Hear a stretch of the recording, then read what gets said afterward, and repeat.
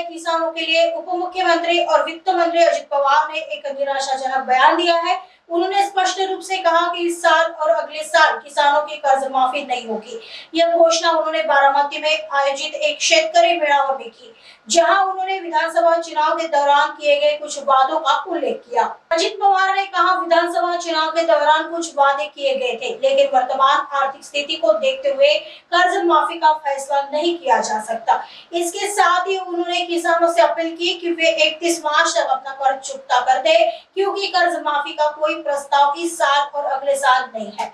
उन्होंने अपने बयान में यह भी बताया कि राज्य का बजट पेश करते समय उन्होंने वित्तीय स्थिति का पूरी तरह से आकलन किया था। अजित पवार ने यह स्पष्ट किया कि उनके इस वक्तव्य में सिर्फ उनका ही रुख नहीं है, बल्कि मुख्यमंत्री की भी सहमति है। उन्होंने कहा, राज्य में यह चर्चा होती रहती है कि महायुति सरकार में आपस में तालमेल नहीं है, लेकिन इस कार्यक्रम में मैं यह स्पष्ट कर रहा हूं कि जो बातें चुनाव से पहले कही गई थी, वे फिलहाल लागू नहीं हो सकती। हम अब वास्तविकता के आधार पर निर्णय लेंगे।